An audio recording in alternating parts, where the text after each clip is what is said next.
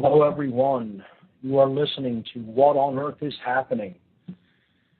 Today is Tuesday, June 8th, 2010. My website is whatonearthishappening.com. I'm your host, Mark Passio. The network website is revolutionbroadcasting.com. And the call-in number for this show, if anyone wants to call in at any time, there are no taboo topics here. You can talk about whatever you like. The call-in number is 724-444-7444. Once again, the call-in number, 724-444-7444. When you call in, you have to give the call ID number. The call ID number for this show is 83515. That's 83515. All right, so what I usually do to begin the show is start with a couple of event announcements for events that are coming up in the Philadelphia area. So I have two event announcements for this evening. The first, the great group in this area known as Truth, Freedom, Prosperity is hosting a free documentary screening and discussion of the documentary Generation RX, a great film.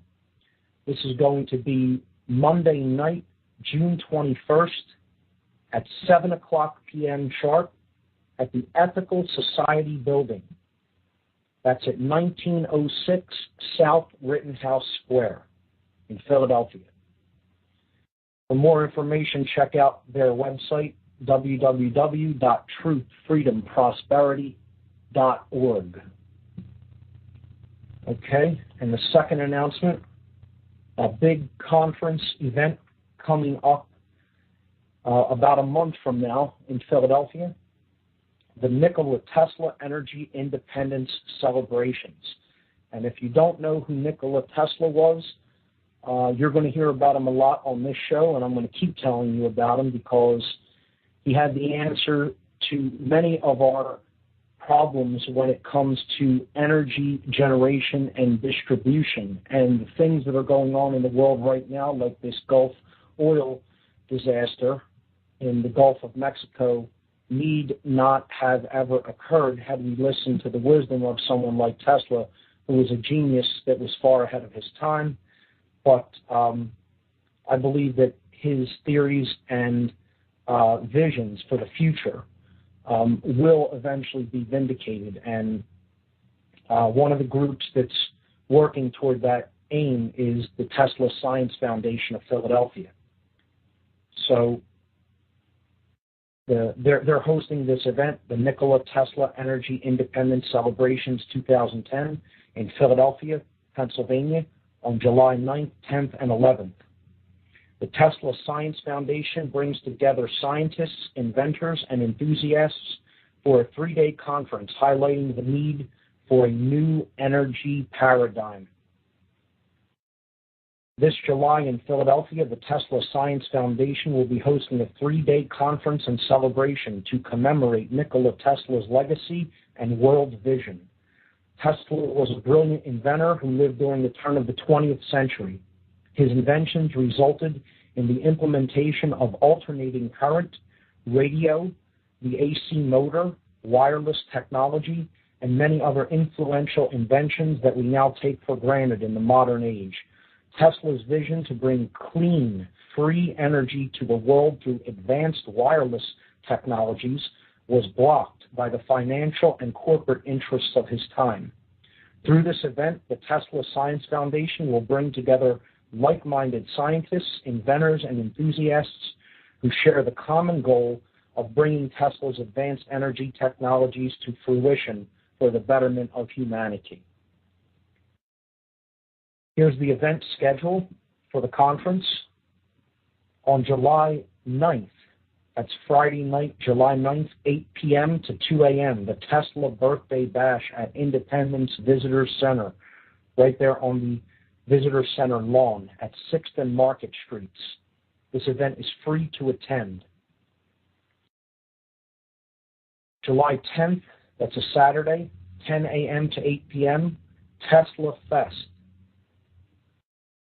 Also at Independence Visitor Center, 6th and Market Streets on the lawn.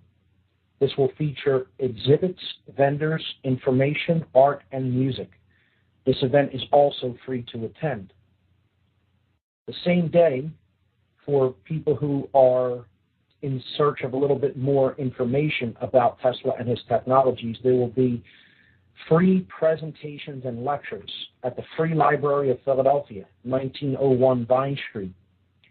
July 10th, 10 a.m. to 5 p.m. Featured speakers, Russell Anderson, Michael Kelly, Tatiana Militic, Michael Treat, Mano Davina, Michael Craner, and Brian Yetzer. Again, that's free to attend. 3 of the 5 events for this conference are completely free.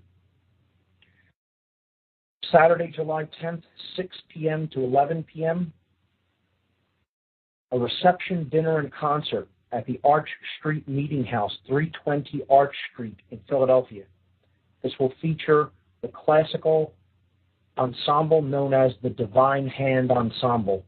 Check out their website at divinehand.net. Pricing for this event is only $20 for both the dinner and concert. For each one individually, only $12. Very, very reasonably priced.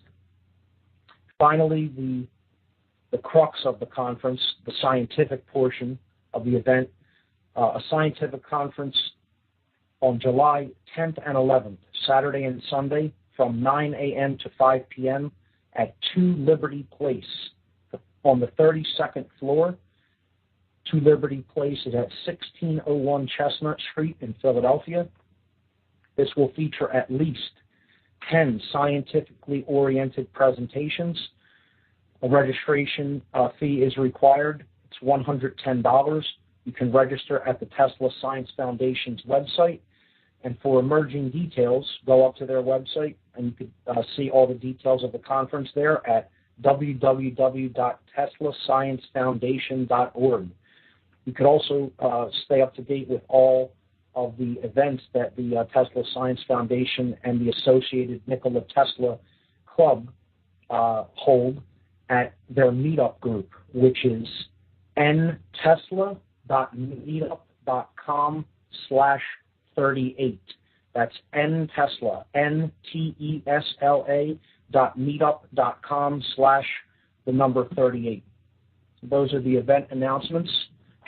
And in case anybody didn't realize, yes, we are broadcasting an hour earlier. This is the new time slot for the show. Revolution Broadcasting wanted to carry the whole show live, so they bumped me up an hour so that the show can be carried fully live on the network every Tuesday evening from 7 p.m. to 9 p.m. Eastern Time. So that's why we're an hour live, and that will be the regular slot for this show from here on out.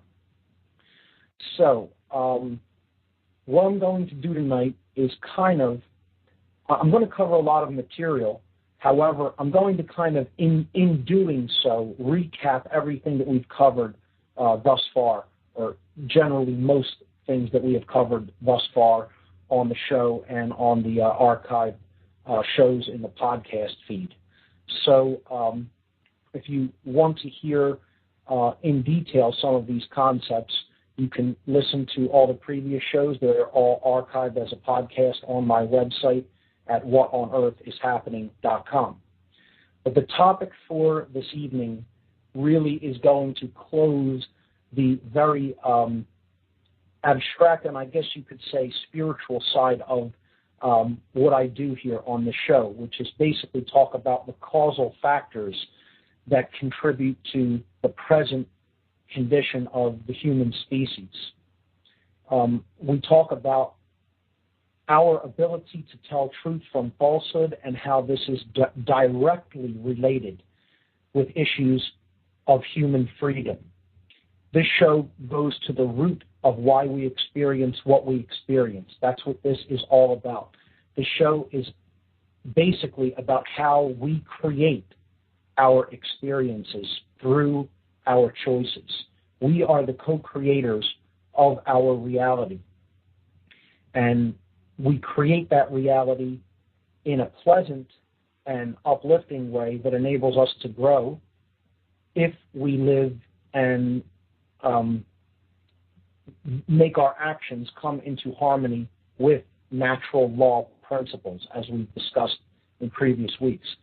If we ignore those principles of truth, of natural law, then our external manifested experience becomes extremely unpleasant, which is the cycle that we seem to be trapped in right now and have been for a very, very long time.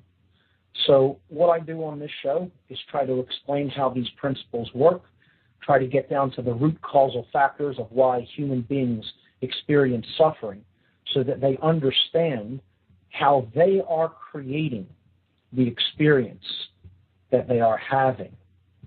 And this is, again, as I've said, directly related with issues of human freedom. They cannot be separated. There is no separation between these causal factors that I talk about and how free we are in our seemingly external world. So, in keeping with this theme and message, today is going to be the last part of part one of this, so to speak. This has all been, everything up through this point has been what I call what people really need to understand to know what the solution to our problem that we are experiencing, namely that there is encroaching tyranny in our world, and how to solve it. This is the part that really does give us the solution if we understand it and pay attention to it and go deeply into this material to make it a part of ourselves and to, in doing so, change ourselves. Because the only way we're going to change the external manifested reality in which we live is to change what takes place inside of us. When we do that, then the movie on the screen that we ourselves are projecting will change. But until we understand these factors that I've talked about on the show up through this point, don't expect the movie on the external screen of reality to change one bit. We need to understand these principles, we need to make them a part of us, and we need to change our lives accordingly. If we don't do that, again, don't expect much change in the external world. It's like banging your fists up against a television set or a movie screen because you don't like what you're seeing on it.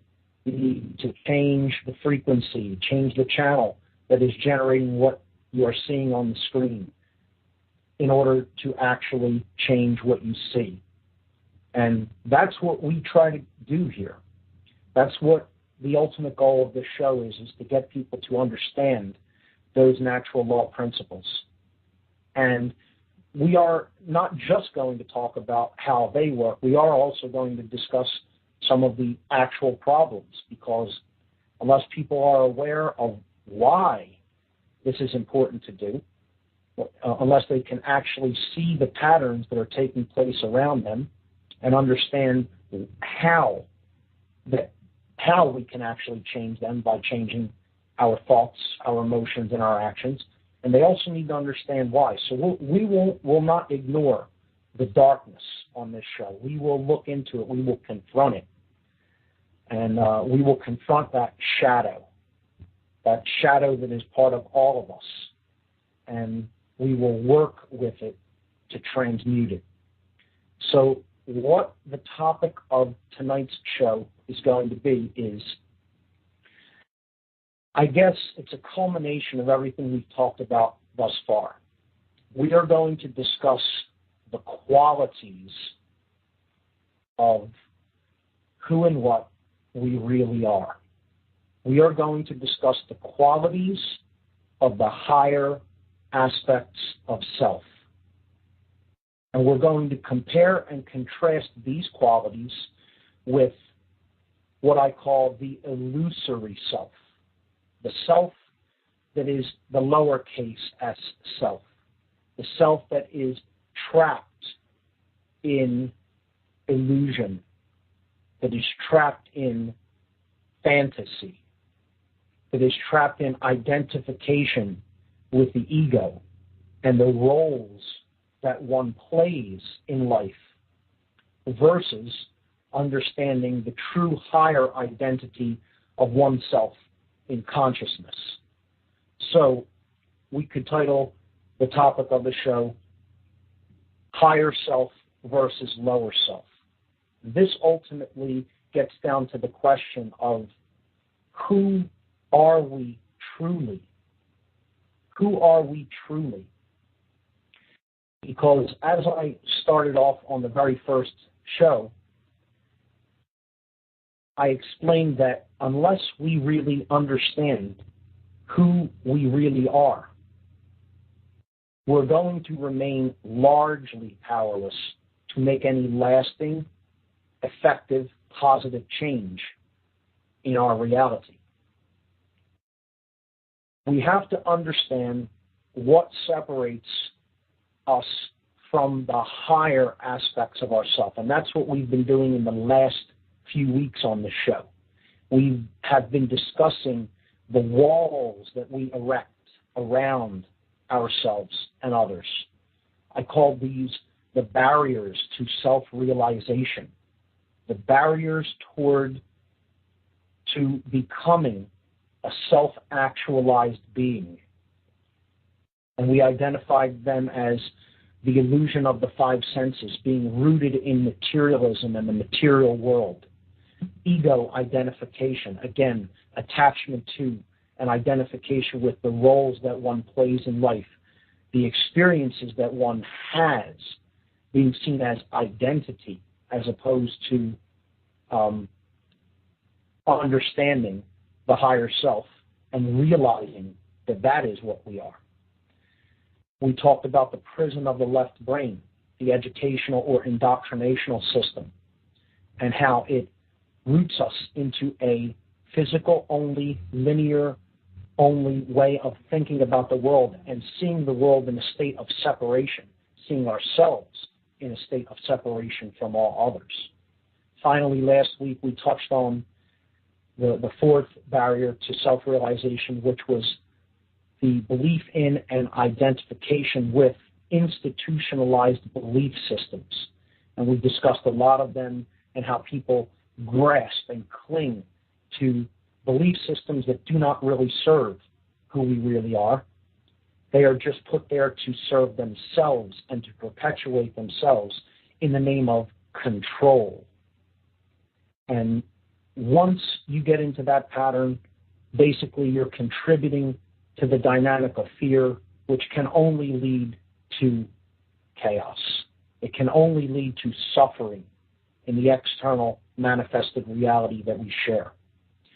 So we covered a lot of different institutionalized belief systems. We talked about believers in the monetary system. We talked about believers in religions. We talked about control-based institutions like the military and the police, and how these are all essentially different forms of mind control.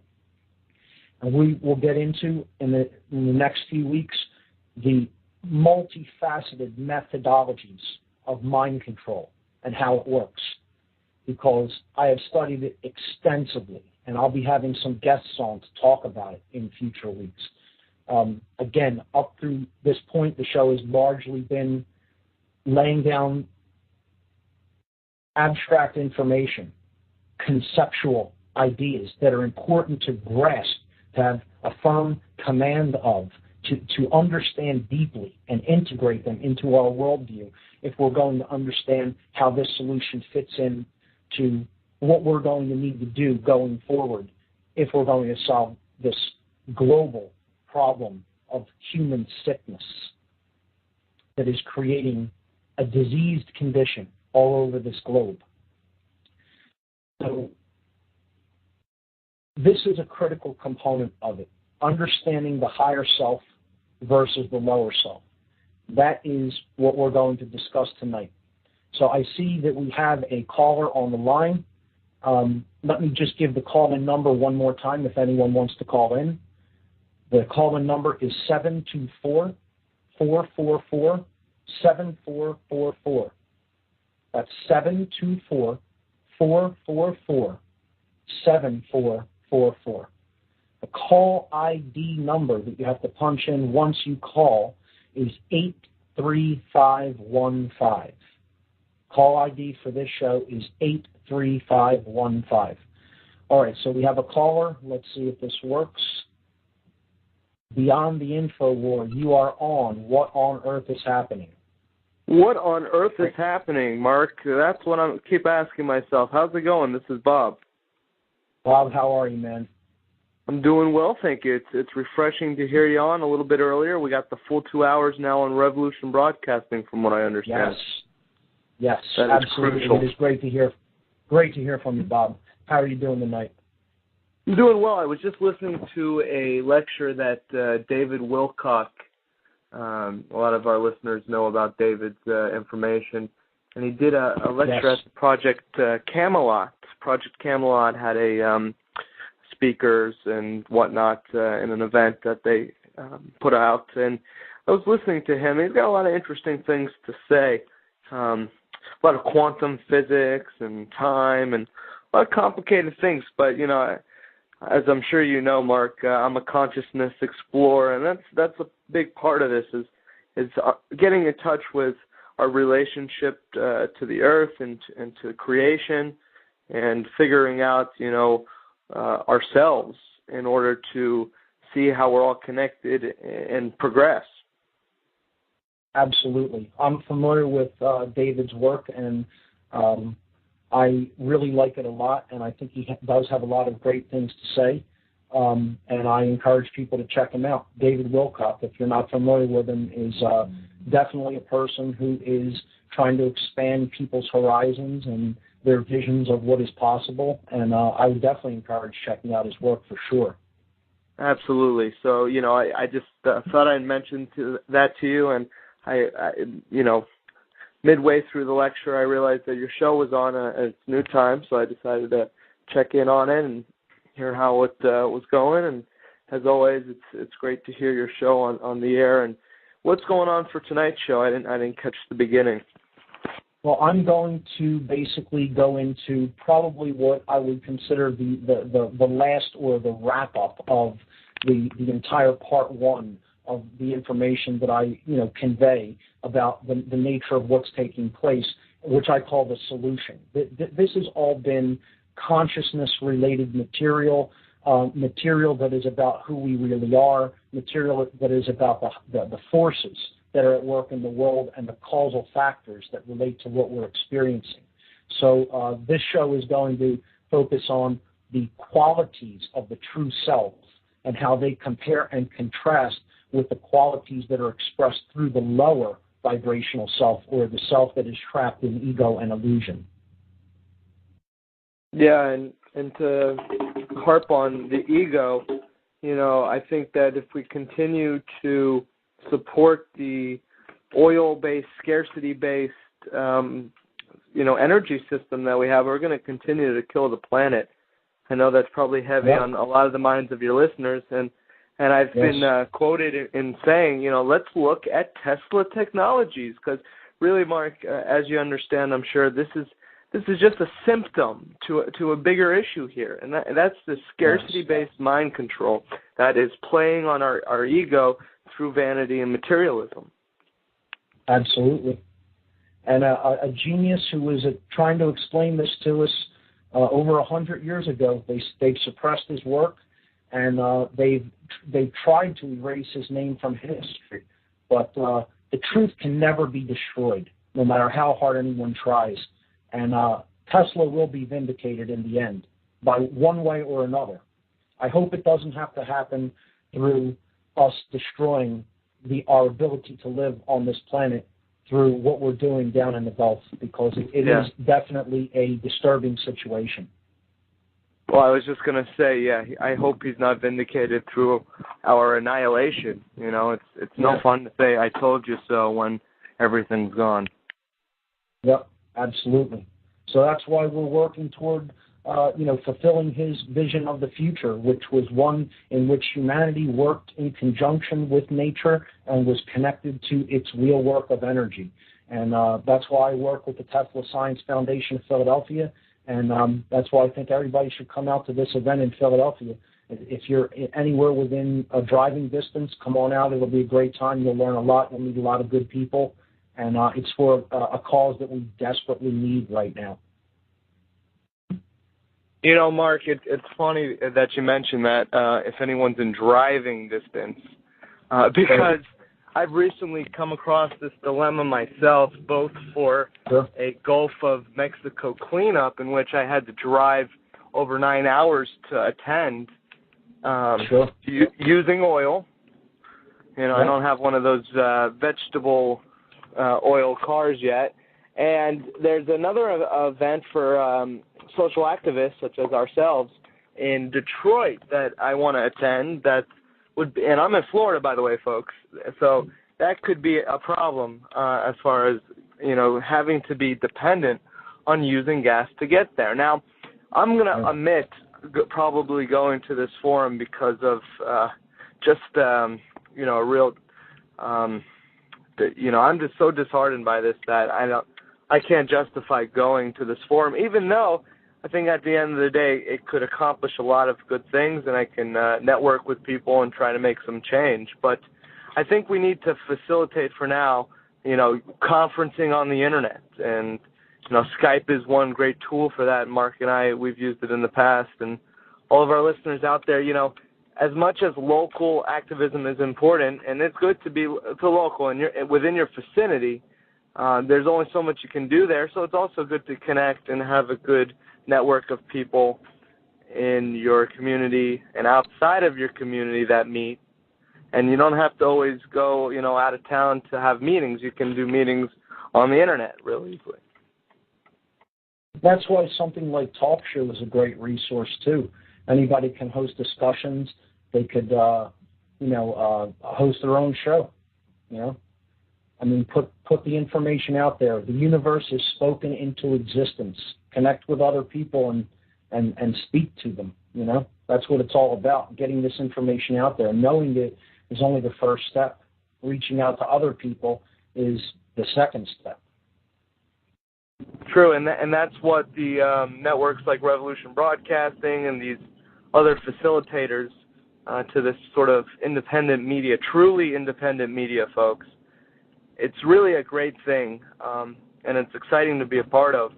And one of the folks that are really, supporting new initiatives in this sort of independent media field are republicmedia.tv. And at Republic Media TV, they are going to be featuring What on Earth is Happening, and you'll notice as you go on the page there that they have a big link of What on Earth is Happening right there on the featured links. So definitely want to stay tuned to that, and possibly some, additions to your format, Mark, always enhancing this so that we can, in these serious times, continue to up the ante in order to, get as organized and active as we possibly can. I think it's a great new media forum that is being built there, and I'm impressed with it, and I'm excited to be a part about it. Definitely, everyone check out republicmedia.tv for sure.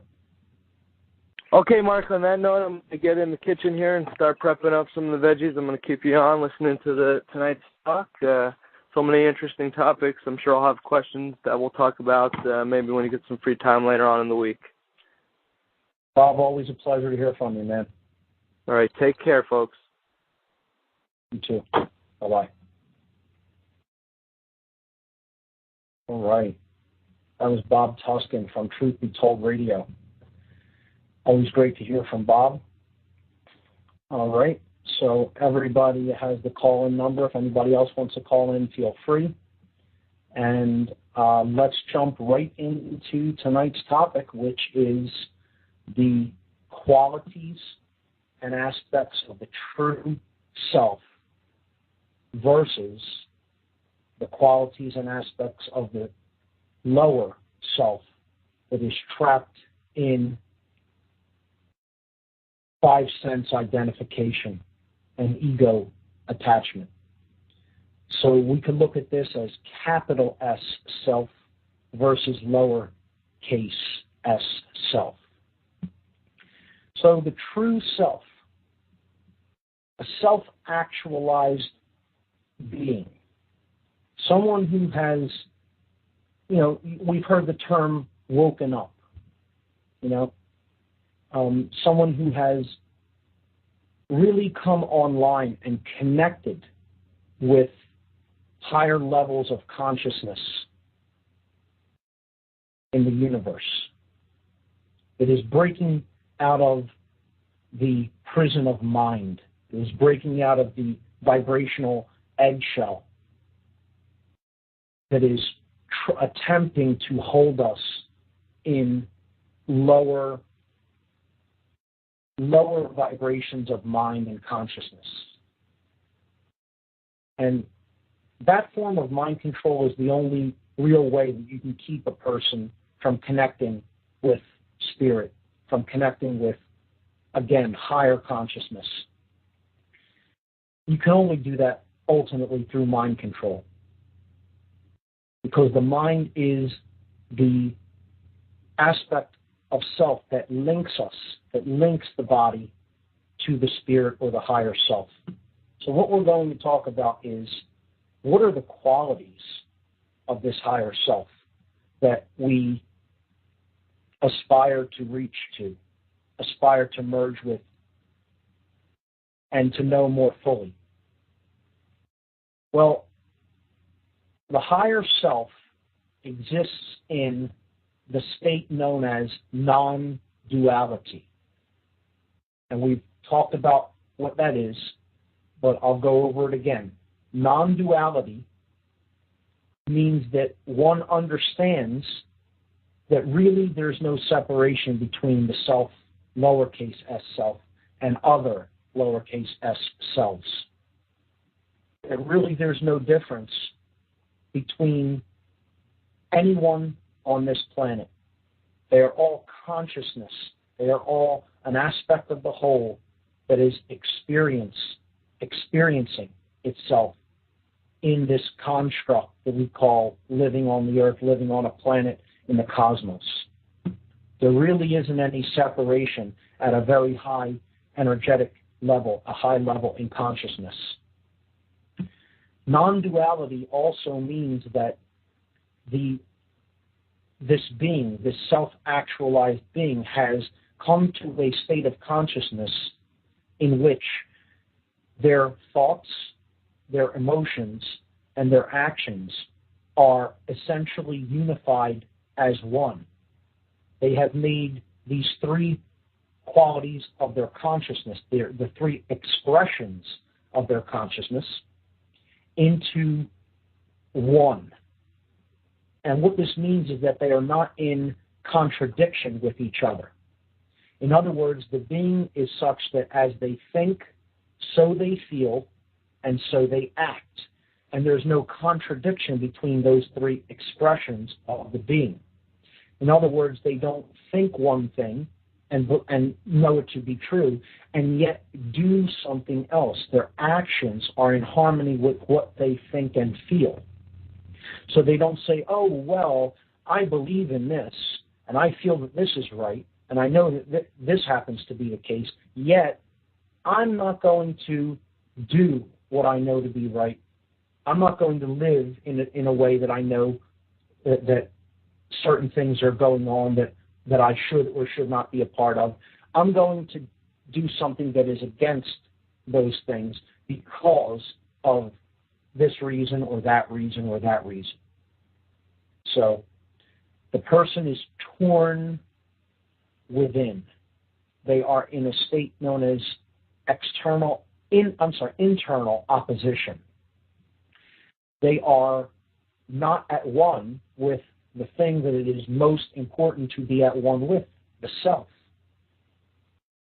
So non-duality, recognizing that there is no separation between oneself and others. And internal non-duality is state of bringing one's thoughts, emotions, and actions into unison, non-contradiction, non-opposition. The true self expresses itself in a state known as dominion. You could call this self-actualization. You can call this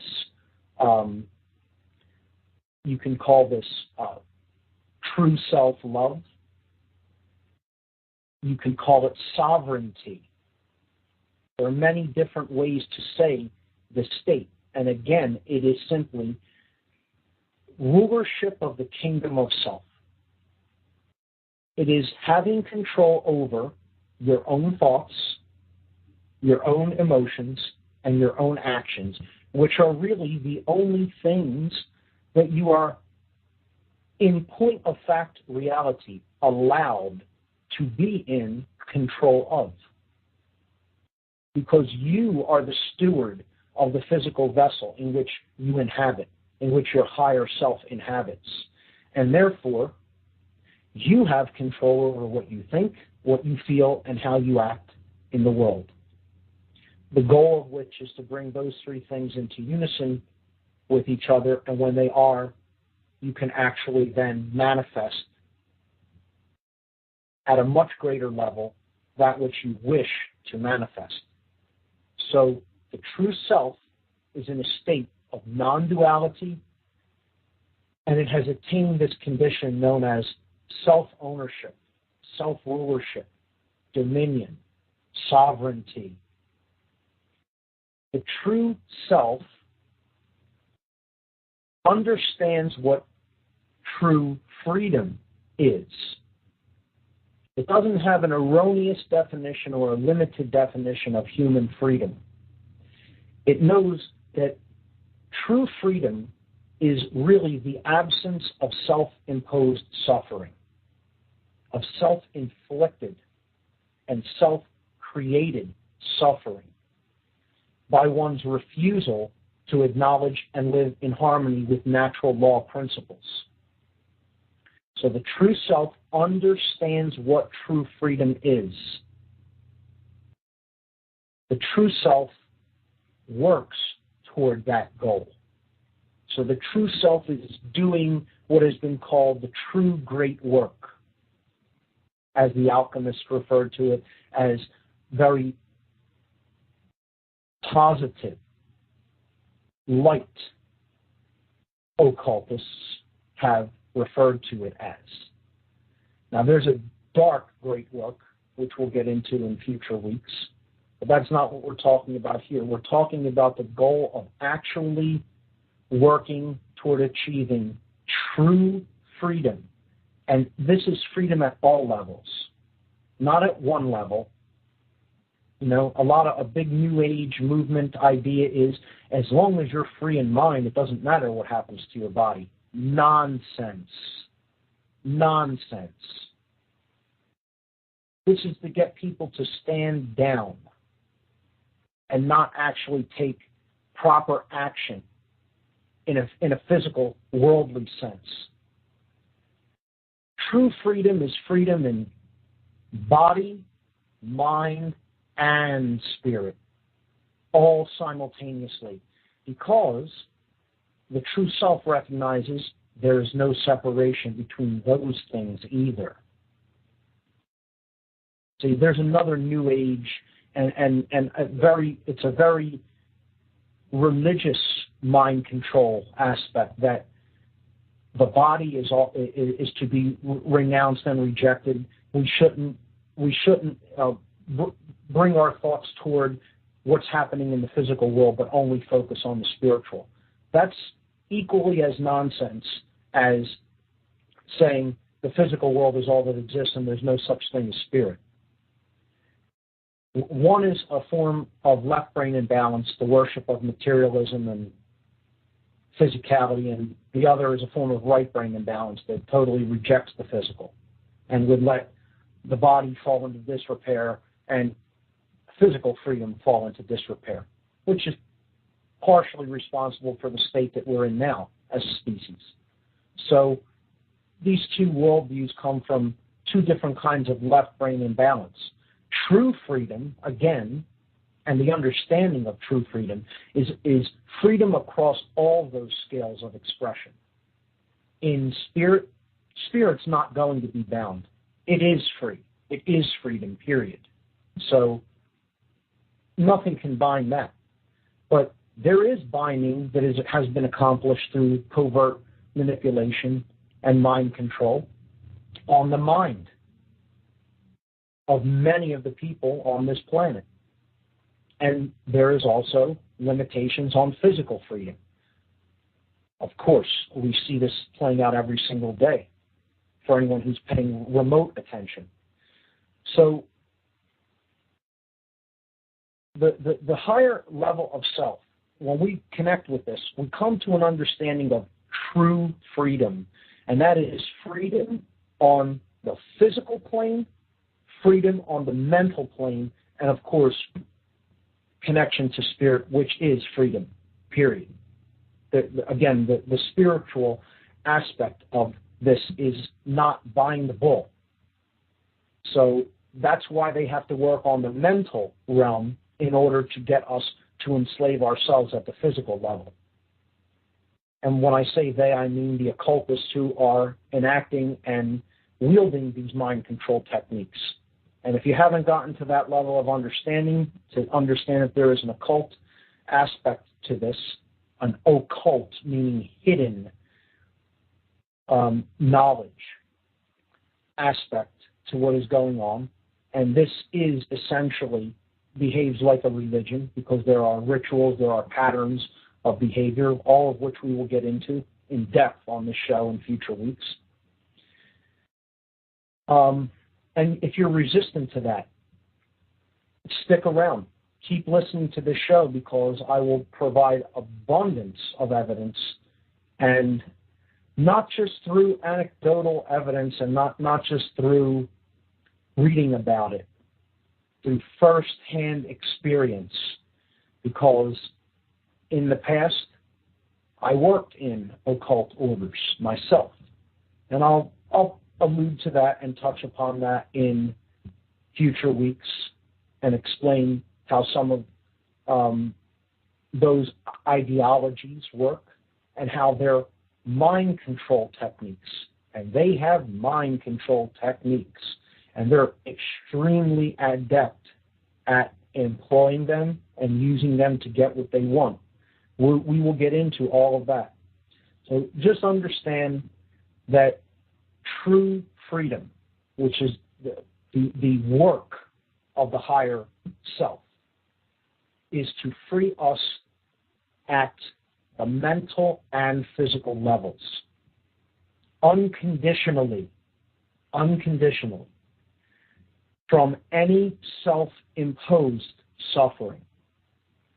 Now, in the body, in the physical reality, there are going to be requirements to have physical expression and experience.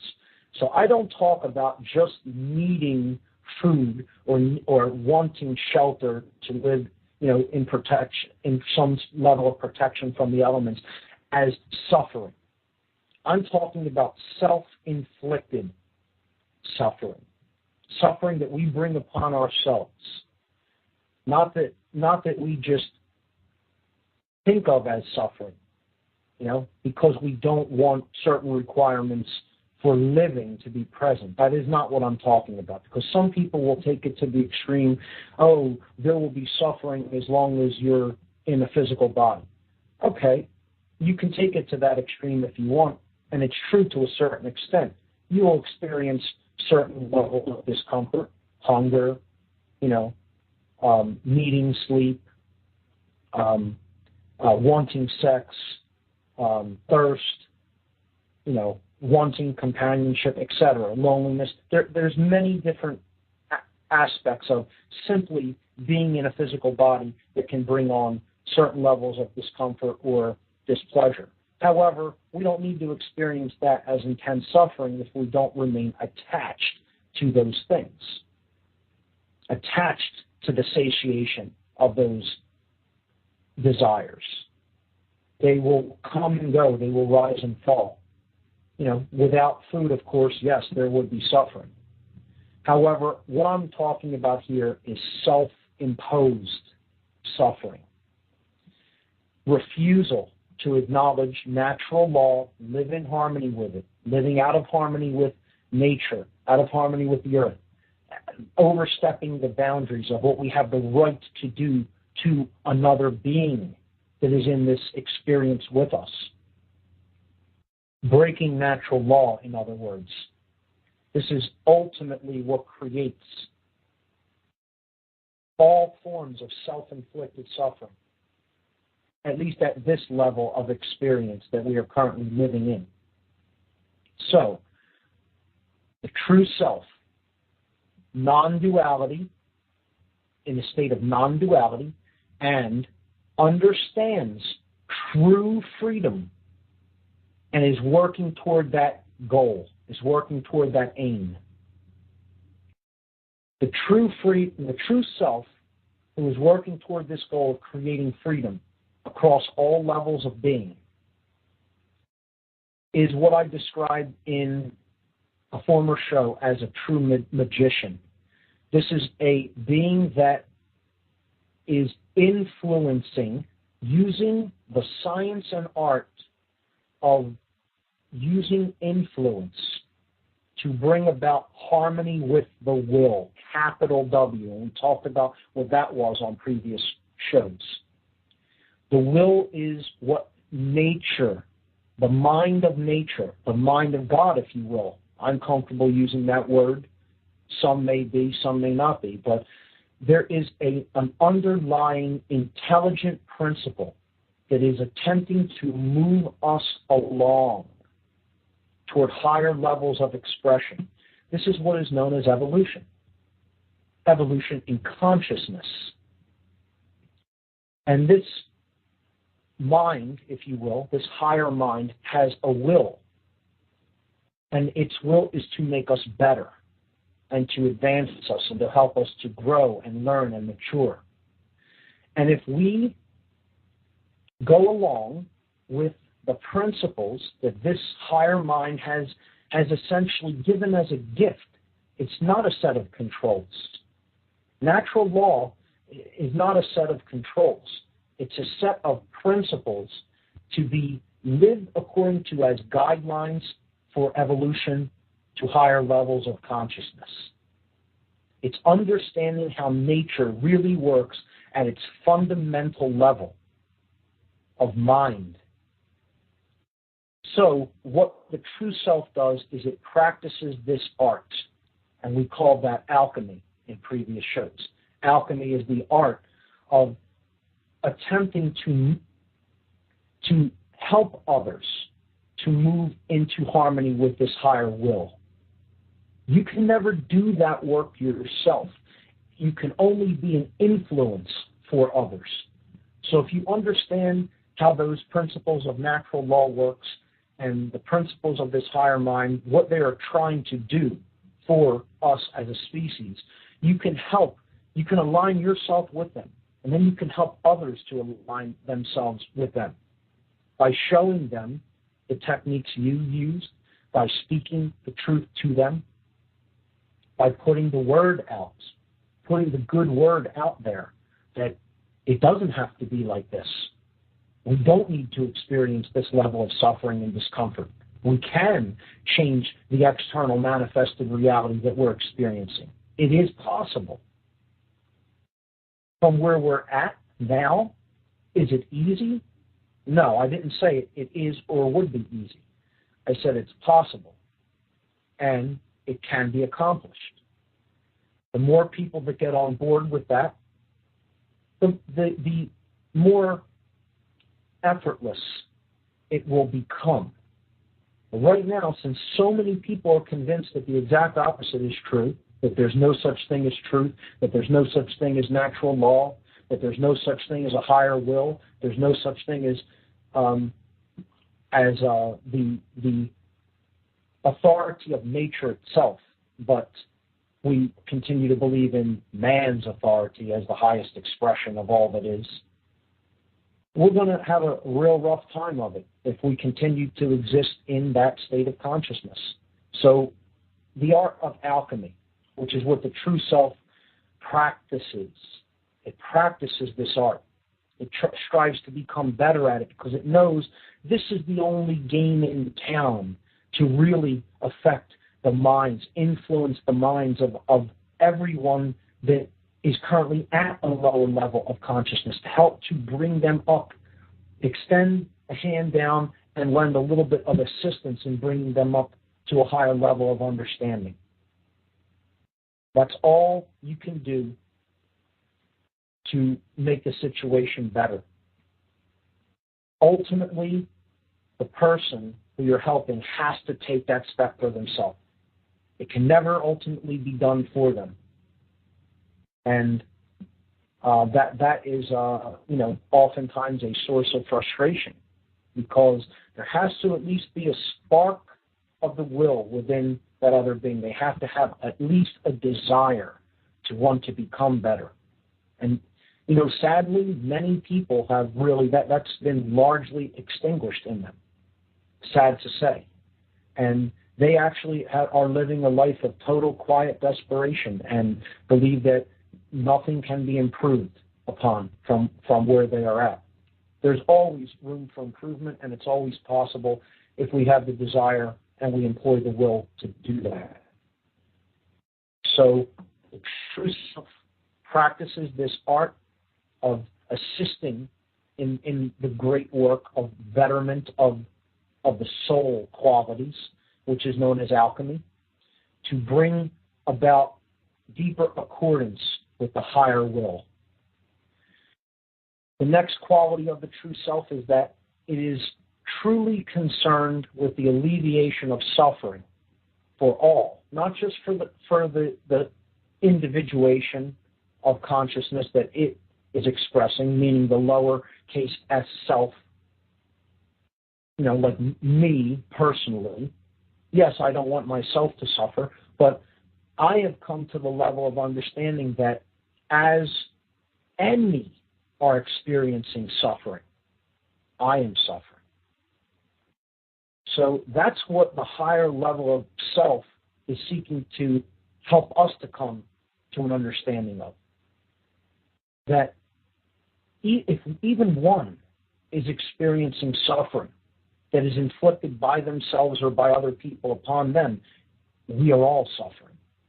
There is no separation between self and other. So if one person is suffering, all are suffering. Literally, we are connected. If you look into the meaning of the word connected, con is a prefix in Latin that means together or with. And necteo nectere means to bind in Latin. So connected means to tie together or to bind together. We are connected. We are bound together. And the only way we're getting out of this condition is if we turn that corner and reach enough people that we understand collectively in enough numbers that the road we're heading down is leading into a blind alley. It's leading us over a cliff, actually. And we turn that around because we understand that we're creating suffering not just for ourselves, but for all. We're creating suffering in the world, and that affects everybody. And people who don't understand natural law or who are deeply trapped in ego, they are not concerned with this principle. They are only concerned with their own comfort level, sadly. And they will do things and can be made to do things that are totally creating more and more suffering for many, many people. And they don't have the right to do that. They think they have the right. They believe in their ignorance that they have the right to do that, but nothing will ever make it so in reality. They're just really trapped in that control mentality that that they are privileged and that they have a right and an authority, an inherent authority to control other people. So the true self connection with the true self will help people to eventually break out of that mindset by understanding that as anyone else suffers, so they themselves suffer. It's a very hard realization to come to.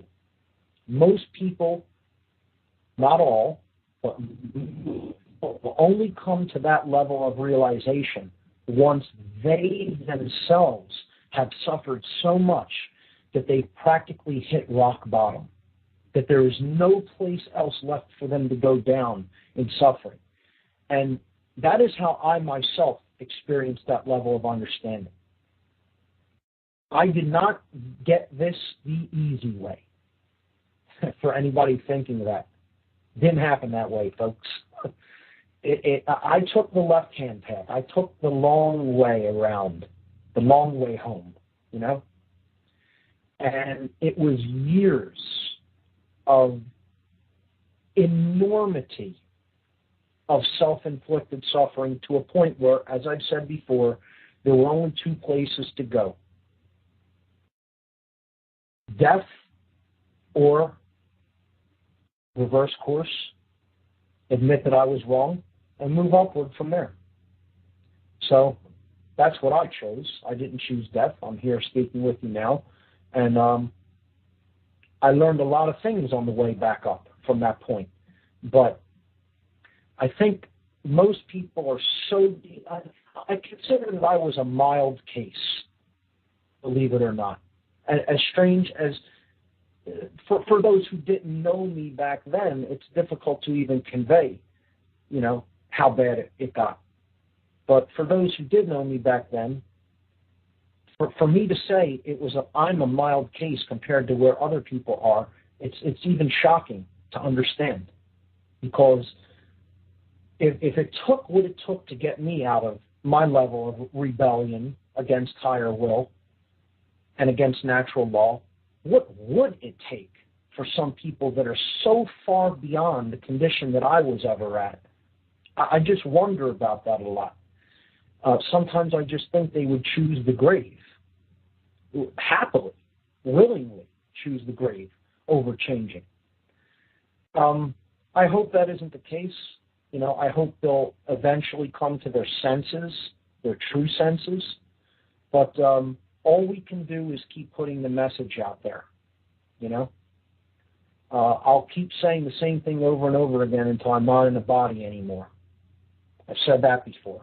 So this is the only thing there is to understand, ultimately, if we want a better life from where we're at.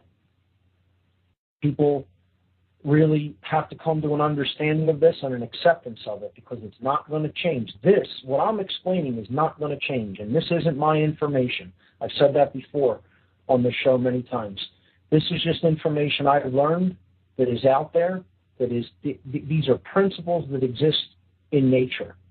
And we either accept them and come into harmony with them, or we reject them and bad things happen. And it'll continue that way until we make a different choice. But as long as we keep making this choice, I just say, make the choice. Fine. I can't make anybody make a different choice. But have heard it at least. At least that why I do this is at least that so that other people can have heard that nothing's going to change if they make the decisions that they're currently making. It's the definition of insanity to say, I'm going to do the same thing, always get the same result, continue to do the same thing, and expect a different result. That's crazy, completely. It's craziness. It's mental illness. So, the only way to really come out of this level of self-imposed suffering is to understand these principles, which, again, I've disclaimed many times on the show. These are not mine. I don't own these. They don't belong to me. I am nobody to keep them secret. I don't own the information that belongs to the cosmos. That's why I give it out freely. I speak it to the world because it does not belong to me. I am simply charged with delivering a message. That's it. Nothing else. And really, I make little cards to hand out about my website and my radio show, and I don't even have my name on it. And people say, why don't you have your name on your own card? I said, because that's not important. It's not important who I am. The information is important. Go up and check it out. You don't even need to remember my name. Not important. So continuing with the qualities of the true self, the higher self, the self with a capital S, this self is not bound in what certain ways of seeing the world. The worldview has become unbounded, and it sees that there is no separation between anything, that everything is just consciousness. It is a vast ocean of consciousness, and there is ultimately no separation. That understanding in worldview, that there isn't one worldview in balance or the opposite worldview in balance, as we talked about when we covered worldview on a previous show. The true self is not bound into seeing the world as either a grand cosmic accident, which is the randomness worldview, nor does it see everything as totally predetermined, in which we have no free will to actually change the result of what we experience. The higher self connects with the true understanding that there is no separation between self and others, and what we're really experiencing in manifested reality is the combination of a deterministic principle, which is natural law, plus the free will to live in harmony with those principles or to reject them. So some people would say, well, that's not really free will. Sure it is. It's not really free will only if you see natural law as some sort of a prison or as some sort of a control mechanism. Natural law is not a control mechanism. It is there for pure and total, unequivocal freedom. It is placed there in love by creation itself, such that the expressions of itself would be able to have whatever they want. Bliss, ultimately, if they only live within the principles of truth. A very firm term that I just said there. The principles of truth. That's what natural law ultimately is. It has nothing to do with our perceptions of it. It has nothing to do with how we think about it, how we feel about it. It is. It is. It's that which is.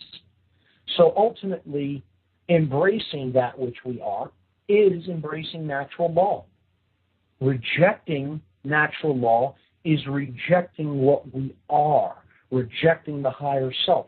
There's no difference between these principles of natural law and the higher self. They are one and the same. But we, in our ego, in our identification, in our attachment, want to think that we are individuals or groups of individuals, lowercase s selves, are the law. We want to think that we are the authority. We want to think that we are the creator or God. That's how far gone some people are from connection to this higher expression of self and consciousness, that they actually believe they are God and that they own other beings. So, to go back to the qualities of this higher level of expression, the higher self, also is not operating on only a percentage of its faculties, meaning It uses the entire being, the whole brain, the whole, all of the energy centers of the being. Not just the mind. It uses the mind in conjunction with the body, in conjunction with the will of the being on the physical plane. And it's a holistic coming together of mind, body, and spirit. True care is present when the true self is present. So you're using the action principle, the heart principle, and the mind principle. I've referred to this as the heart, mind, guts. You know, it's connecting the heart chakra with the third eye chakra, with the solar plexus chakra. It's connecting true care with true intelligence, with true courage or will power. These are the three planes that we have to work upon to make any positive change happen. We have to have intelligence, we have to have care, to have willpower and courage. If we succumb to the forces of ignorance, the lack of intelligence, if we succumb to the force of apathy, the lack of true care, and if we succumb to the force of laziness and cowardice, we're not using the guts, we're not using the solar plexus energy. So the true self is holistic. It's bringing these qualities together, and therefore it does not exist in the prison of the left brain, as we talked about as one of the barriers to self-realization. It is using holistically all of the functions of the brain, and it is connected with the spiritual qualities and the intuitive qualities and the nurturing qualities of the right brain or the right mind. Finally, the true self does not exist in ego identification, meaning it does not identify with the roles that it plays in a physical expression, meaning it doesn't get wrapped up in being a business owner, being a author, a writer, being a actor, being a poet, etc., etc., etc. Okay? It knows that these are simply expressions and experiences while we are in the physical body, while we're in this vehicle, having experiences to grow and learn. But it doesn't take them on as the self, as its identity. So it's not attached and identified with the ego. It also will seek and encourage to break down institutionalized belief systems wherever it encounters them. Because institutionalized belief systems, in any form that they exist, are forms of mind control, as we talked about last week. And that, again, is strong language. Yes, that's a strong statement, a firm statement being made. Institutionalized belief systems, no matter what they are forms of mind control. They exist to control the thought patterns of any adherents, such that they perpetuate themselves, such that the mean that they represent is perpetuated. The overarching idea that they represent is perpetuated, and therefore it is working and going to work in building something in the physical reality. So the higher quality of self is always trying to work on breaking down these belief systems. To the extent that we are not connected with that higher self, we will identify with and work in institutionalized systems. And a lot of people will not want to hear that. And I recognize this. I know this. Many people will want to hear, I'm a good person, I work in this banking institution, or I work in this scientific research, or I work in this level of finance, or I work in this level of education, or I work in this level of the medical industry, the so-called healthcare industry, and they won't want to hear that ultimately, yeah, they can do good on a level working with some people one-on-one, but ultimately the aim that institution is working toward is control. And I don't care what it is. You can't tell me one institution that isn't set up like a hierarchical pyramid.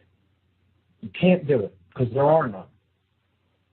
Institutions, by definition, are hierarchically structured and compartmentalized, meaning that many people working in them will not know what the task of the other person is.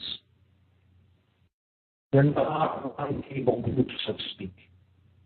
They are structured. They have rank. Okay? They are about control and subservience. Control to the level below and subservience to the level above, as we talked about last week. So, ultimately, all they can do is perpetuate, all an institutionalized belief system can do is perpetuate the dynamic or the force of fear. It is largely based in fear. That is why they even come together at all. That is why these structures form, because someone was in fear of something, and we need to do something about that. So let's propose the solution, and here it is, a monolithic structure that will control this aspect of being, this aspect of life, this aspect of reality. They're all the same, all. Okay? Another mind control technique is that there can never be any totality. There can never be any statement that all institutions are like this. You can't make a statement that incorporates all of them. Sure you can. I just did, because that is how institutions are structured. All of them are structured like that. It doesn't matter what they are. Banking, finance, military, police, education, religion, organized crime, government, you name it, it's structured the same way. The media, science, all structured as a hierarchy, all structured in a compartmentalized way. So finally, the true self will seek to break down those institutions, because only in breaking down walls and barriers that divide us and structures that keep us chained in fear and in lower levels of self-expression, only by breaking those structures down are we really going to advance and come into alignment with our true potential. So the lower case S self, the lower self, the egoic self, the ego-attached and ego-driven self. What are its expressions and qualities? Let's look at this for a little bit. The lowercase s self is trapped in the state of identification with the roles that it plays. It believes that it is separate from everything else. That's its fundamental worldview. The fundamental worldview is that everything is separate from everything else. Because I see me there and you there, I'm here, you're over there, that means we're separate from each other. What I do to affect me isn't necessarily going to affect someone else that I don't know or that I'm not directly affiliated with or connected with. Everything exists in separation. A worldview either skewed toward the left brain of pure randomness, that everything is an accident, there's no such thing as natural law. Everything can be reduced to a mechanized. The universe is one big mechanical construct, a big machine. It's not alive. There's no such thing as consciousness. pure separatism in consciousness. The right brain aspect is, okay, God created everything and it's separate from us purely, and this force or being completely controls everything. We have no say about what happens. We're just in this, and something's being done to us. And the Creator is separate from the creation, and we have no free will. Ultimately, this is just, again, like a machine, and we're just along for the ride. This worldview, both of these imbalanced worldviews, they both reflect a state of total separation consciousness, pure separation consciousness. So that is the worldview of the lowercase self. This expression of being, this trapped consciousness, exists in a state of internal confusion all the time. It doesn't recognize patterns, whether they take place within the being, in their emotions, in their thoughts, and it doesn't recognize patterns in the external world. It has no idea what's going on, essentially. This is a person that has no clue what's actually taking place around them, or within them for that matter. They're not awake at all. They're in internal opposition. They can be made to do things through various methods that they will state against how they really feel. In other words, oh yeah, I'll say that my morals are a certain way, that I believe that this is good and this is true and this is right, but throw me enough money and watch what I'll do. Offer me enough money. You want me to hurt that other person in some way? How much? You want me to go and take that person's property, to give it to you? Okay, how much? And some people's price is cheaper than that. Some people, you just have to pay them a meager salary. And as long as they can get to be dominant and aggressive and, act like a brutish thug, pay me a meager salary by even today's, standards of what, what most people are paid in the corporate world anyway.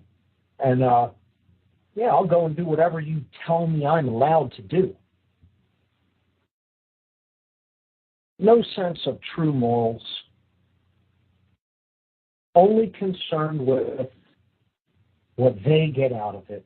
Only concerned with one's own lowercase s self-comfort level and one's, extended family, maybe, their immediate family, and that's about it.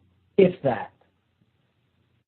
To some who are completely trapped in a psychopathic mindset, they don't even care about the people they're around at all, let alone working toward helping anybody extricate themselves from the condition of self-inflicted suffering. They could care less. They don't have the qualities of being connected with true intelligence, true care, and true will.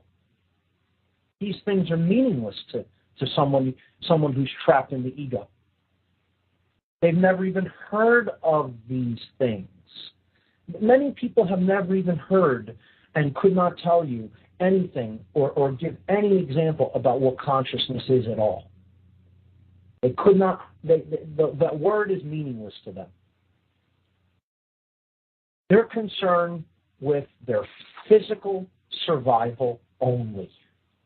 Their physical survival only. And the survival of their own. Their own, in quotes. That which they see as, this is mine. That out there, that's other people's. That's other people. But all I'm going to worry about is my own comfort, my own survival, and maybe the survival of my immediate family. That's it. if that, like I said. The illusory self. And this is a person that is trapped in pure illusion. None of what they think is real. They believe in fantasy because they bought lies about who they are, ultimately. Again, I started this show a couple months back explaining what was written on the oracle at Delphi in Greece.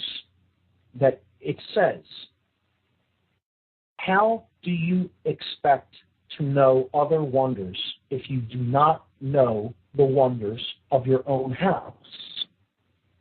In you is hidden the treasure of treasures. Know yourself, and you will know the universe. Know the self. That is what someone who is trapped in the illusion of all the constructs that other people have built up around them and brainwashed them and mind controlled them into believing. That is what this lowercase s self has no concept of, the true self. What they're talking about when the mystery school said know the self is know the higher aspects of self. Understand who you are at a higher level. It also means understand the physiology, understand how energy works through the body, understand, what you need to do to take care of the vessel. Of course, you don't dismiss the physical. But it's ultimately know the self, capital S, self. So these qualities are extremely important to know and understand. And it's equally as important to understand the qualities that are expressed through this illusory self, this cut-off aspect of being, cut off by the walls they themselves have either erected or allowed to be erected around them by believing what other people have told them. And we've all done it throughout our lives. To one extent or another, we're born into that. It's very difficult not to ever fall into that unless you're fortunate enough to live in an isolated culture that doesn't teach nonsense like most of the Western cultural world teaches, and the Eastern culture as well. Mind control is everywhere on this planet, folks. Doesn't matter where you're born. There's a few isolated pockets of indigenous cultures that may be teaching a healthy worldview to people, but it's a rarer and rarer thing. And that's why to come out of it is magnificent and is miraculous. And it shouldn't be understated. We should give credit where credit is due to people who have emerged from this lower state of consciousness and raised themselves. Whether they've done it wholly on their own, or they had help in doing it through mentors and other very selfless individuals. And I mean selfless in the sense that they're not concerned with, just their own comfort. They've spoken up, even in the face of ridicule, to put information out there into the world that could help people, that could help raise other people to higher levels of self-expression and consciousness. So we need to understand these lowercase s self qualities, these egoic qualities, if we're going to help people transmute them and come out of them. So the lowercase s self, the egoic self, can't even envision true freedom. They don't know what freedom is.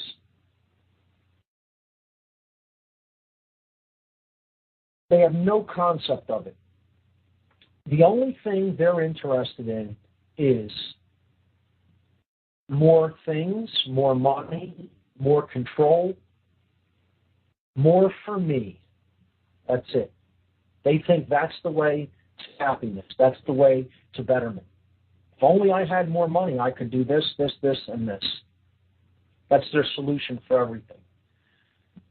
If you ask anybody, what's your solution to this problem, and they say money, to any problem, and their answer is money, they're trapped in this level of consciousness, in lower self-consciousness, because they're in a state of internal opposition. And that's all driven through fear. Fear is ultimately what keeps somebody here. That's the force that's behind this. Fear is the force that keeps people enslaved to this level of consciousness. Now, the lowercase s self that has come into a little bit of cleverness, a little bit of left brain intellect, and may have certain information that other people in the world don't have access to, will employ the opposite art that the true self employs. They will employ the art of sorcery, which is manipulation. Sorcery is mind manipulation, employing the technique, the science, and art of influence for self-important reasons, for self-serving reasons. And I mean lowercase s self. So they may learn how to influence people, but it's only because they want to get them to buy something. They may learn how to influence people because they want to get them to do something that they want them to do. Forget the higher level will. Doesn't matter what it wants. I want somebody to do this. I. Me, I. That's what the lowercase s self is all concerned about, all the time. So they will use the art of influence and manipulation in a negative aspect, not to align anyone with the higher will, with true balance with nature, but they will only employ these techniques to align other people with their own selfishness, their own selfish, egoic, self-serving will with a lowercase w. Huge difference between that and the higher will. The lowercase self is trapped in the left brain largely. There are cases of people in this condition that are in the right brain as well, but it's rarer. They're trapped in the prison of the left brain.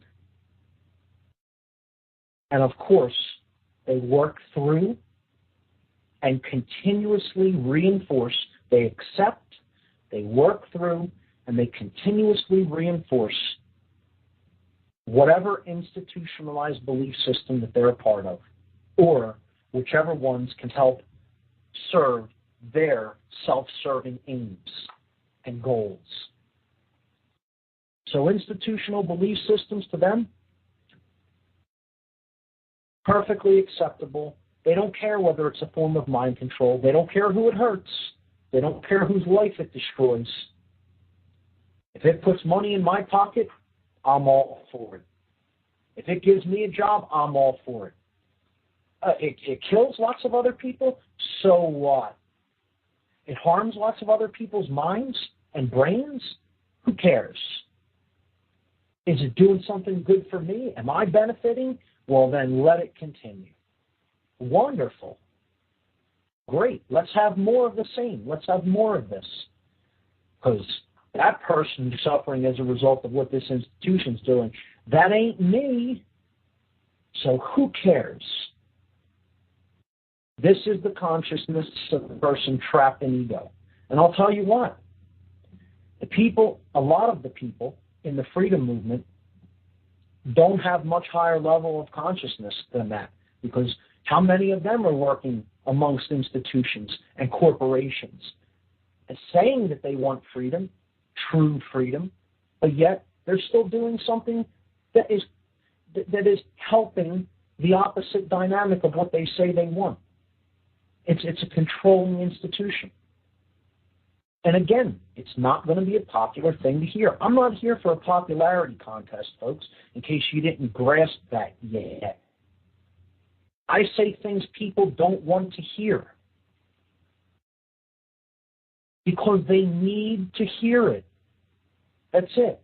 The truth is ugly sometimes from where we're at. The corner we've worked ourselves into, most of us can only see the truth from that little corner that we've worked ourselves into, and from that perspective, it looks horrendous. It looks horrifying. Once we come out of that little corner that we've wedged ourselves into, we'll see it wasn't so horrifying. It was actually being spoken, and it's actually there for our self-betterment. Higher case S self and lowercase s self, because if we get connected with that higher case S self, the lowercase s self will improve its condition and its comfort levels and its understanding, and it will merge, it will come into harmony with that higher level expression of consciousness that I call the higher self. All right, so I'm going to take a break here from this explanation, and I see we have a caller, so sorry for the wait. It says Southeast Pennsylvania. All right, caller from Southeast Pennsylvania, you are on What on Earth is Happening? Well, it's more like Doylestown, Pennsylvania, but that's okay. Eric G., what's up, man? What's going on, Mark? You know, I'm sitting here, I came home, I had some barbecue, I put your show on, I was listening to you, man, I just, like a half hour and listening, you just hit me how spot on you are, man. You just nail how people are locked into this lower level of consciousness where they're institutionalized belief systems, their ego attachments, just all of it just dominates them. It just completely rules them. They have no understanding of the higher self. They're completely shut out of that realm. It's sad. And they're literally like a disease. They're a disease on society. They've been manipulated into such a condition, and this is our work, man. Our work is to help cure them, help reach out to them.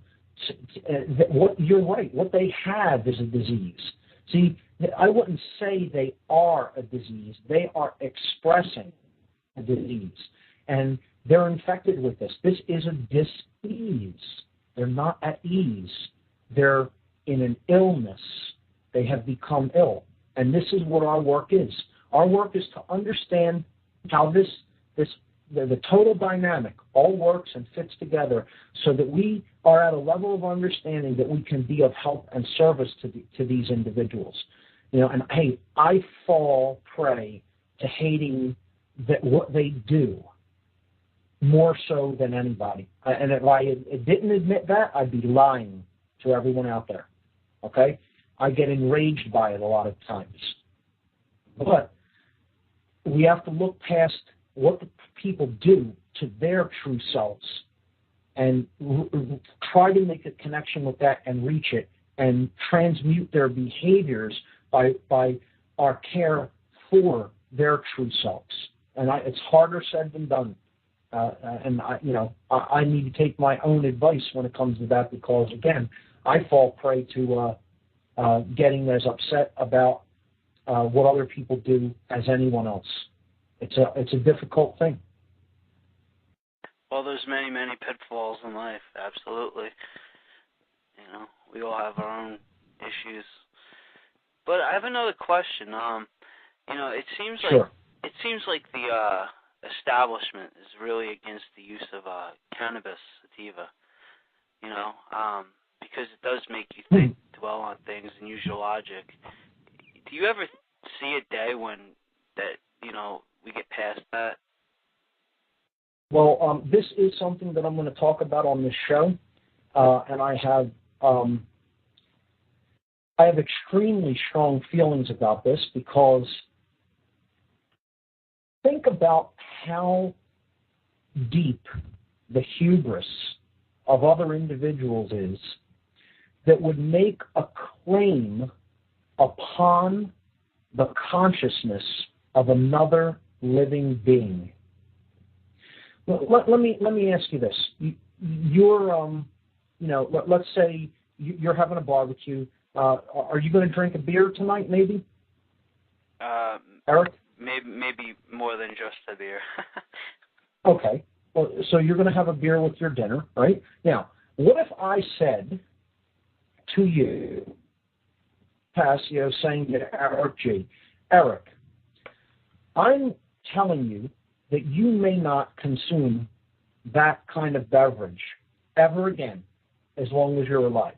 I'm declaring that that is unfit for your consumption as an adult human being on this planet, because essentially what I'm saying is I own your ability to judge what you wish to put inside of your body and whatever substance you wish maybe to alter your body or your mind with. You don't have that right. I am taking control over that choice for you. Imagine this. Imagine you going up to another person. Just let's say I go up to, let's say my cousin Jason, okay? So I'm going to go over to my cousin Jason's house and I'm going to say, Jason, listen, I've determined that you're no longer allowed to eat any salt. I'm taking all the salt out of your home. Give me all your salt shakers. If I ever find you buying salt again, I'm going to hurt you in some way. I might punch you in the face. I might smash one of the windows in your car. I might break a window in your home. You might fine them $1,000, like New York's doing. Right, exactly. So imagine this. But this isn't about controlling a substance. This is about controlling a being. And it's more than that. It's about controlling consciousness of a being. It's saying your consciousness, where you may journey or have any level of experience in your own mind, belongs to me. It does not belong to you. You don't own your own mind and consciousness and body. This is a claim on your body. It's saying your body does not belong to you. You may not determine what you put into it. I own your body. I will determine what goes into it. Imagine this. See, it's a real hot topic, a button presser for me. This is a button presser for me to a point where I could get really enraged about it, because this is one of the highest levels of hubris that exists anywhere in the world. That someone else owns my consciousness? Really? Really? Really? Sure you do. You own my consciousness. And that's the answer that I would expect. Like, if I said that to you, I would expect you to be ready to defend yourself. That's a claim over your actual body and mind, man. And yet there are people who will never admit that that's what it is, and will never see it that way, because they're so wrapped up in fear. It's all fear. Oh, well, you're saying you're advocating the use of this substance, and what about children and stuff? No, I'm talking about an adult human being that knows what they're taking and has the right to put whatever they want into their body. And I've said, and I'll make this statement 1,000 more times, I own my body. I own my mind. Okay? Now, I can't take my body with me beyond this physical reality, so I'm the steward of this body while I inhabit it. No one else is. Okay? I own my mind while the expression of it exists in this physical vehicle. Okay? And no one will tell me what I'm going to do with any of those things. So I will drink what I want to drink, whether it is healthy or harmful. I will eat what I want to eat, whether it is healthy or harmful. I will smoke what I want to smoke, because what I want to do is it is an expression of my consciousness, not anybody else's. I will snort what I want to snort. I will inject what I want to inject. And I'm all about total taking care of your health. You know, I'm not advocating getting into any kind of hard drugs. I'm not advocating starting to snort cocaine or meth or anything like that. I'm talking about if I want to sit and smoke any substance that grows in the earth, I'll do it. If I want to smoke cannabis, I'll do that. If I want to smoke salvia, I'll do that. If I want to smoke dimethyltryptamine, I'll do that. Because no one else owns my body and consciousness. Period. The end. End of story. This is the issue that's never brought up when it comes to drug prohibition or legalization. It's always about other issues, but very rarely do you ever hear somebody bring up the idea of self-ownership. Who owns your consciousness? Who owns your mind? Do you own it, or does someone else own it and is allowed to tell you what you can do with it? And I say you can write whatever you want to write on a piece of paper. You go ahead and scribble whatever you want. It'll never give you the authority to actually have the right to do what you are claiming you have the right to do to other human beings because you wrote something down on a piece of paper. It will never make it right or moral. It doesn't matter what you think about it. And you know what? It doesn't matter what anybody thinks about it. There is a moral law that governs this, and all that matters is whether someone understands it or not. That's it. That's what's creating the reality that we are experiencing. Whether you understand, the amount of people who understand the actual moral principles that govern creation. That's it. And all the cops that go out and put people out who are nonviolent people into a cage for taking any substance are sick people. They're sick individuals. They don't understand how sick they are, but they have brain damage in a physical sense. We talked about how the brain becomes imbalanced through certain worldviews and by continuously doing certain behaviors, and how one of the substances that will destroy the brain faster than any other is adrenaline. Adrenaline is way more destructive to the brain tissue and synapses than many hard drugs are. And this charge that controllers get, going into battle or arresting people or wrestling people to the ground and taking their homes and taking physical control over their bodies, they're getting this big adrenaline rush constantly. And it's working on the physical brain. I'm not talking even about the mind here. I'm talking about physical, provable, scientifically provable brain damage to the neocortex of the brain that is provable with PET scans and SPECT scans. And nothing that they do, that they ever believe, will ever grant them the moral authority to do what they are doing. They're wrong. They will always be wrong for as long as they continue to do it. And there's no nicer way to say it. There's no nicer way to say it. You don't have the moral authority to do what you're doing. Many people understand this, but they're not vocal enough in completely dead set ways. Like, let's not back down about this. It isn't about, just helping people with medical conditions. This is an issue of ownership of the mind. That's what this is an issue of.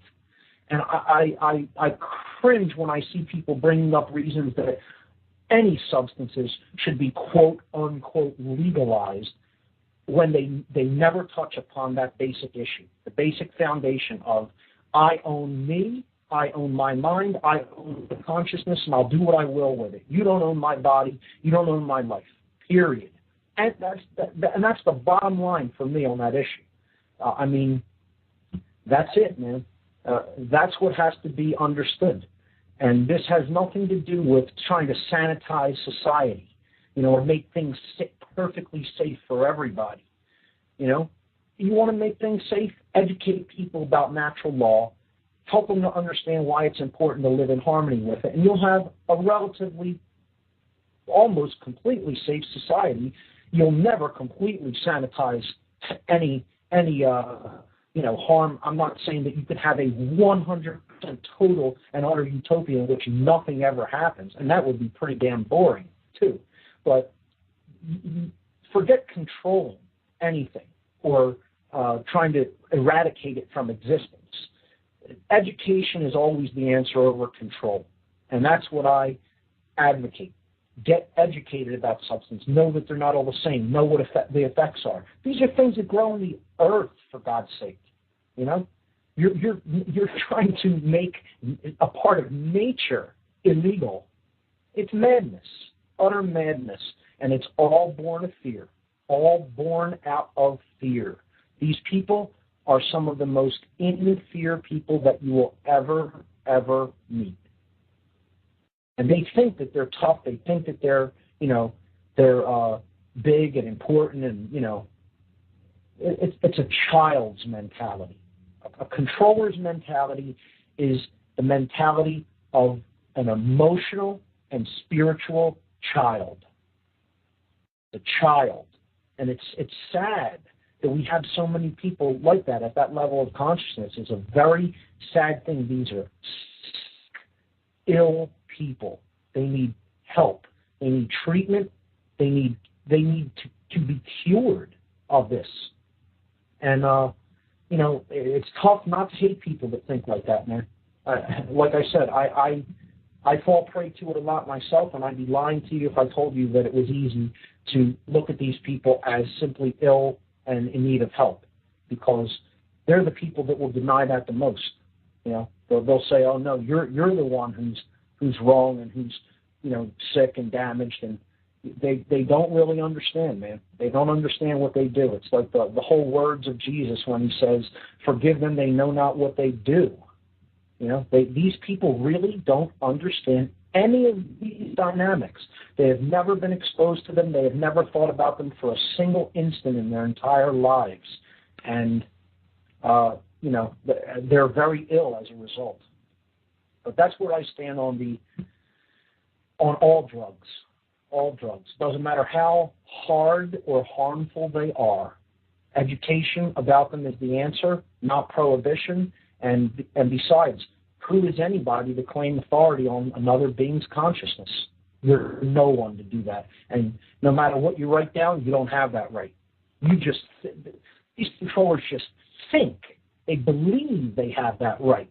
And because so many of them believe it, they're willing to all back each other up through violence. That's ultimately what this is about. It's about thugs backing each other up through violence because they've accepted a belief system that's erroneous, that's complete nonsense. And again, call it whatever strong language you want. Say, oh, that's making a generalization. No, I'm explaining what the truth of the matter is. And that's the truth of the matter. But until you study these dynamics and understand natural law, it may sound strange to you, but you don't own anybody else's consciousness. You own your own, and that means you have no control over anything but your own thoughts, your own emotions, and your own actions in the world. And once you start stepping over that line and trying to take control of other people's actions and what they can put into their own body, and they're not harming anyone else by doing it, they're making a choice for themselves, then you are stepping over the line of natural law that you have no right to step over. Again, and the sad is these people think that would be effective. It's not effective. They're not changing anything. The same rate of drugs is going on since the drug war started. The same rate of drug consumption. And as a matter of fact, drugs are even more strong and pure now than they were years ago. There's a higher level of power to some of these substances than there used to be, and there's the same amount of people doing them. Drug war has done nothing. It's cost billions and billions and billions of dollars. It's ruined millions and millions and millions of lives, and it has accomplished zero. And if you don't want to take my word for that, look into Law Enforcement Against Prohibition, LEAP, a group of police that want to see all drugs legalized because the war on drugs is a failure, and even some of these people have recognized that. They may not understand all natural law, but at least they've recognized how horrific of a failure the war on drugs has been. So that's my position on that, but we'll get into that in other shows too. I know I took a big time on that, but since you brought it up, why not make it clear? That's my stance on that. You don't own my consciousness.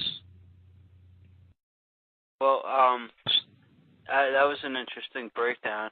I realized some things while you were talking. Should bring up about the drug war. Namely the fact that how many times has the CIA been caught flying in the cocaine and heroin on planes, private planes? They're bringing, they're running the drugs. They run the drug cartels in South America and Afghanistan. Our troops are over there guarding the opium fields. That's right. And at the same time, our government is allowing people to own private prisons of the same people that fly these things in. So I mean, it's just criminal organization. The prohibition of cannabis is basically because cannabis. Whenever I use it, and I use it every day, I always think of solutions. Like I'll think of a problem, and then I'll come up with a solution. They don't want us coming up with solutions to mind control and all the other constraints they put us in molds. It's like they place us in molds. You have to break out of that mold and become your own person. You shouldn't be locked into a particular mode. And also the nutritional aspect too. I mean, I know that when you start using these superfoods, you have increased blood flow to your brain. Ginkgo biloba, proven, increase the blood flow to your brain. That makes you smarter. It makes you think clearer. Makes you remember better. They don't want you to remember things. They don't want you to think clearer. They don't want you to come up with solutions. They just want you to shut up, go to work, and anybody who thinks out of the box, they want you to attack that person. And like I said, these people are a disease. I will call. Look at all the benefits of the hemp plant in health. Hemp oil could have fueled all our automobiles, and instead of having millions of gallons draining into the Gulf of Mexico, that never would have happened. And we all would have been much more prosperous because we could have been more independent. There could have been all these farmers. Our government pays farmers not to grow things. I mean, there's so much corruption. There's so much criminality. It's just the whole system's diseased. And I think we're coming to a point where it's going to get destroyed and rebuilt. And you talk about 2012 and the apocalypse and how it's the great unveiling of the truth. That's coming. I see it. Sure. I think some of us are moving toward that unveiling.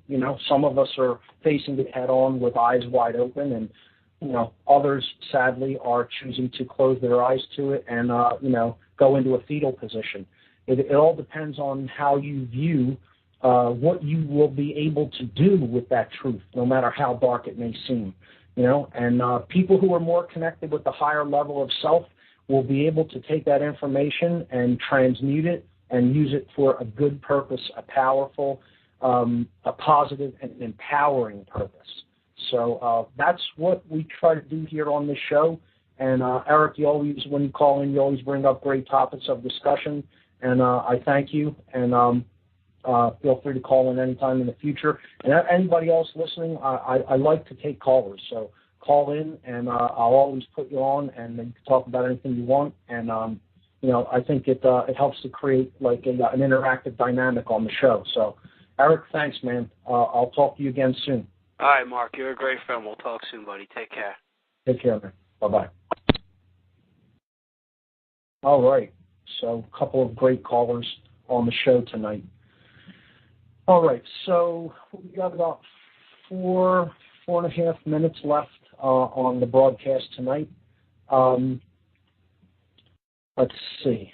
Okay, so I think I wrapped up what I really wanted to talk about regarding the dichotomy between higher level self and lower level self. And this really, for the most part, wraps up the end of the first big section of material that I wanted to get through when talking about the dynamic of what's really happening in the world. And these dynamics that we've covered thus far on this show really are the bottom line solution. These are the very core causal factors of why we're experiencing what we are experiencing in the world. help people to understand this information. Give them some of the podcasts. Encourage them to listen to the show. Check out the videos on my site. Listen to other great shows on the Revolution Broadcasting Network and other networks that are speaking the truth out there in the alternative media. So it's important that we reach out to others with this information. Knowing, again, as I've said on this show, is not good enough. It's only the first step. Taking the information yourself, understand it so well that you can speak it to others in a plain and clear way and in a decisive way, because that's what this is ultimately about, is a decision. People are making their decisions about which force they're going to serve. Are they going to serve the force of fear and chaos and confusion, or are they going to serve the force of light and love and order and harmony and peace and connection with higher levels of consciousness? And that is the force of love. So I think what I will begin to do on future shows is I'd like to take more callers regarding what I have discussed up to this point, and that's always welcome for anybody to call in. And I think I will begin putting the word out to get some more guests on this show. So what I will ask some listeners to do is, if you have any potential guests for this show, please email me. My email address is mark@whatonearthishappening.com. If you have anybody that would like to be on the show, I could send me some contact information. I can get in touch with them and start discussing with them about what they would like to talk about, and maybe scheduling them to be on an upcoming show. In future weeks, what I'm really going to be getting into is the dynamic of mind control. And I guess I'll just say it here on the show for the first time. I am planning a conference on consciousness, mind control, and occultism in April of 2011. It will probably be the weekend of April 11th and 12th. So interestingly, I believe that the first day will be 411, an acronym for a symbol for information. So look for that coming up. I have some great people working with me to organize that. And I think, guests in future shows are what I want to focus on as I start to unfold some of the darker aspects of the problems that we are facing as a species. So that's what's coming in future weeks. Again, get in touch with me at Mark at whatonearthishappening.com if you have any guests that you would like to recommend for this show. And I think that about wraps it up for this week. So I'm your host, Mark Passio. You have been listening to What on Earth is Happening. My website is whatonearthishappening.com. And the network that this show is carried on is Revolution Broadcasting. Their website is revolutionbroadcasting.com. I'll see you here next Tuesday at 7 p.m. Good night.